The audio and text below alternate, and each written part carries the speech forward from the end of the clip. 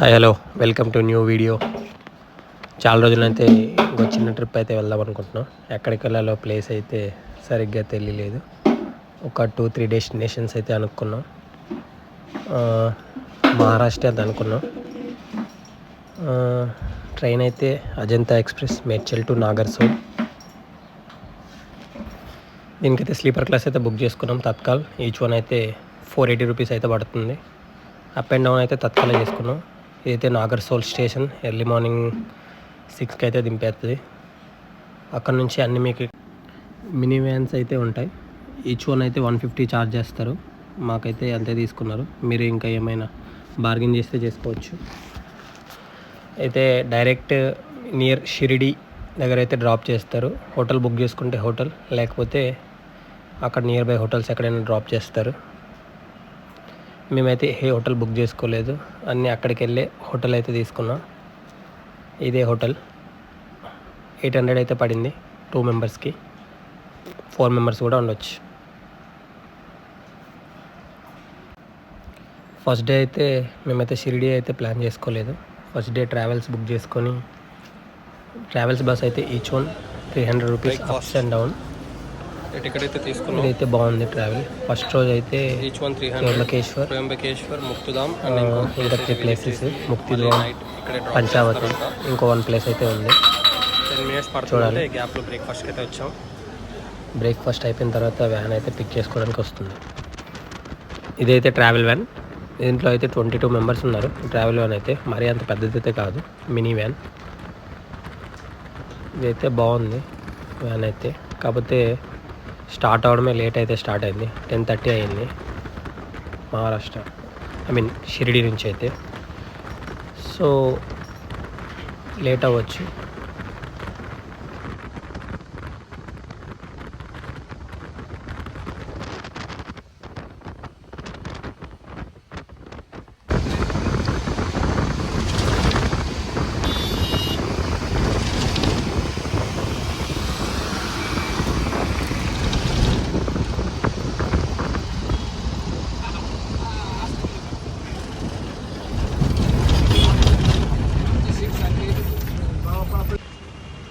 First destination Muktidham.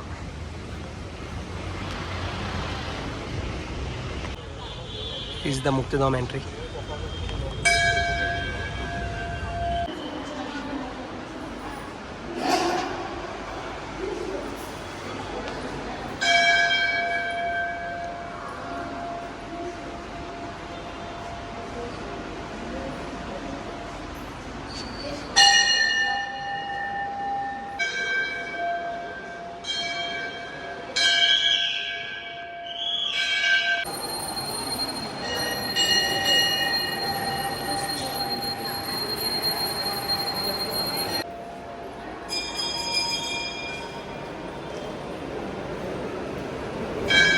అయితే ముక్తిధామ్. ఇక్కడైతే అంత క్రౌడీ అయితే ఏం లేదు, నార్మల్లీ. దర్శనం కూడా 1 మినిట్లో అయిపోద్ది. దీని తర్వాత అయితే డెస్టినేషన్ త్రయంబకేశ్వర్. క్రౌడ్ అయితే ఫుల్లీ ఉంది. ఇది సండే కాబట్టి హాలిడే అందరికీ. Next day Monday. Next day కూడా అంబేద్కర్ జయంతి కాబట్టి క్రౌడ్ అయితే ఎక్కువనే ఉంది. అందుకే ఈరోజు వచ్చాం. అయినా కూడా క్రౌడ్ హెవీ అయితే ఉంది. మాకు 200 రూపీస్ టికెట్స్ ఉంటాయని అయితే తెలీదు.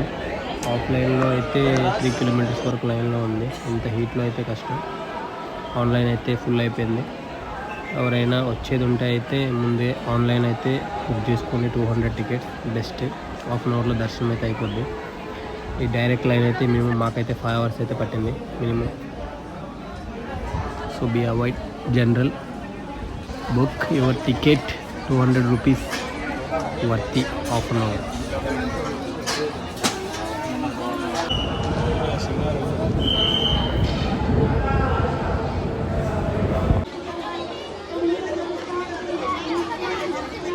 త్రయంబకేశ్వర్.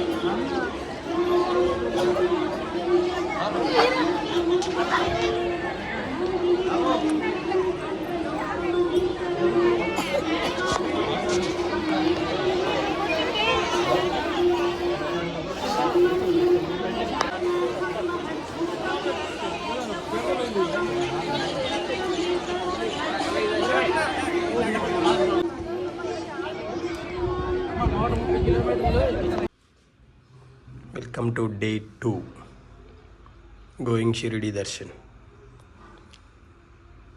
ఈ ప్రతి సంవత్సరం కొన్ని లక్షల సంఖ్యలో షిరిడి వెళ్తూ ఉంటారు. కానీ చాలా మంది ఫస్ట్ టైం వెళ్ళేటప్పుడు ప్రాపర్ గా ప్లాన్ చేసుకుని ఎలా వెళ్ళాలి అనే కన్ఫ్యూజన్ లో ఉంటారు. ఆ కన్ఫ్యూజన్ అంతా ఈ ఒక్క షిరిడిలో అయితే చాలా గేట్స్ అయితే ఉంటాయి. సో ఇదైతే చెప్పుల్ stands and free mobiles, phones అయితే లోపలికి అలౌడ్ ఉండవు. ఇక్కడైతే మొబైల్స్ అయితే స్టోర్ చేసుకోవాలి. మొబైల్స్ అండ్ చెప్పుల్స్ అన్నీ ఫ్రీయే.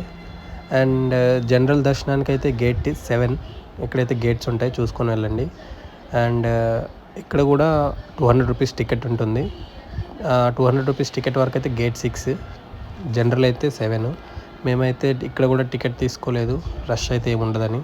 తీరా వెళ్ళాకైతే 4 కంపార్ట్మెంట్స్ అయితే ఫుల్ ఉంది. ఇక్కడ కూడా అయితే మాకు 4 hours పట్టింది దర్శనానికి అయితే. సో అయితే హ్యూజ్ క్రౌడ్ అయితే ఉంది. చూసుకొని ముందే ప్లాన్ చేసుకొని అయితే వెళ్ళండి. ఇక్కడైతే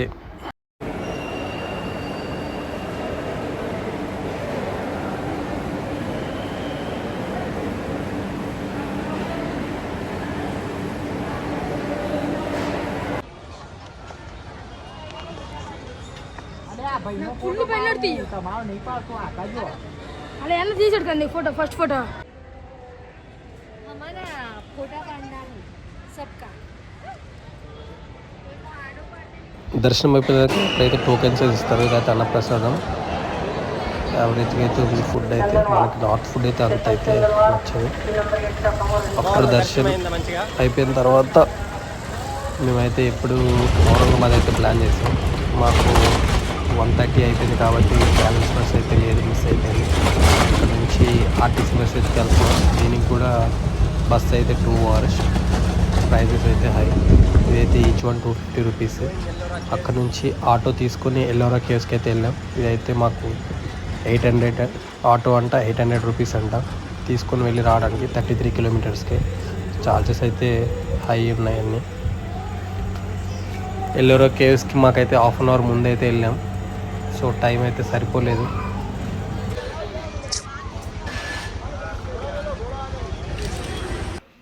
ఎల్లోరా కేవ్స్ భారతదేశంలోని మహారాష్ట్రలో ఇదైతే ఒక యునెస్కో హెరిటేజ్ ప్రసిద్ధి చెందిన కైలాస టెంపుల్ అని అయితే అంటారు. దీన్ని ఎల్లోరా కేవ్స్ కూడా అంటారు.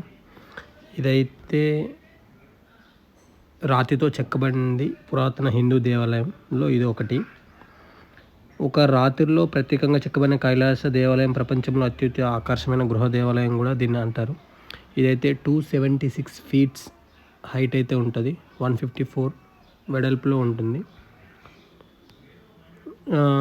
ఇందులో 40,000 టన్నుల శిలను వందల సంవత్సరాలుగా త్రవ్వించారని అయితే ఇక్కడైతే చెప్పుకుంటారు దీని హిస్టరీలో.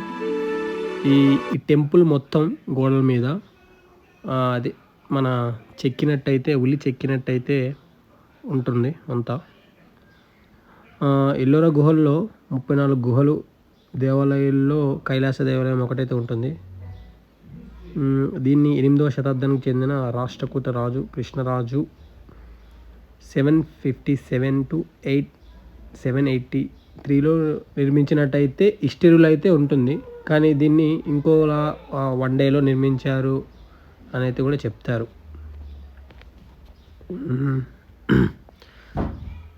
ఇదైతే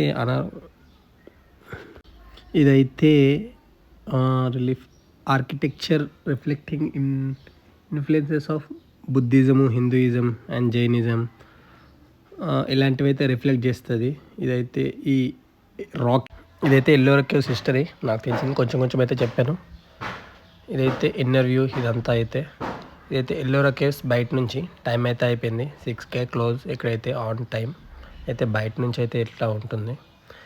ఎల్లోరా కేవ్స్ అయిపోయింది. దాని తర్వాత అక్కడ నుంచి 3 kilometers మనకి 12th జ్యోతిర్లింగం ఉంటుంది, గ్రీష్ణేశ్వర్. ఇక్కడికైతే వచ్చాం.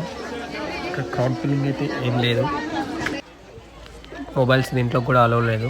దర్శనం అయితే 10 minutesలో అయిపోయింది. అక్కడ నుంచి అయితే ఔరంగాబాద్ నుంచి అయితే మళ్ళీ ట్రైన్ అయితే సేమ్ అజంతా ఎక్స్ప్రెస్ బుక్ చేసుకున్నాం. ఇప్పుడు కూడా తత్కాలే. నాగర్సోల్ అయితే మళ్ళీ మాకు లాంగ్ అయిపోద్ది. ఇక్కడ నుంచి అయితే 10:30కి ట్రైన్ ఆన్ బోర్డ్. అన్ని టూర్స్ అయితే కంప్లీట్ అయిపోయి ఇంకొక జ్యోతిర్లింగం అయితే మిస్ అయింది, భీమాశంకర్. నెక్స్ట్ టైం అయితే ట్రై చేద్దాం. ట్రైన్ అయితే వచ్చింది, ఎలాగో తినేసాం కాబట్టి ఇంకా ప్రశాంతంగా అయితే పడుకుందాం. ఇది మళ్ళీ అయితే మేడ్చల్కి అయితే వచ్చేసాం. నెక్స్ట్ వీడియోలో మళ్ళీ కలుద్దాం. Keep watching.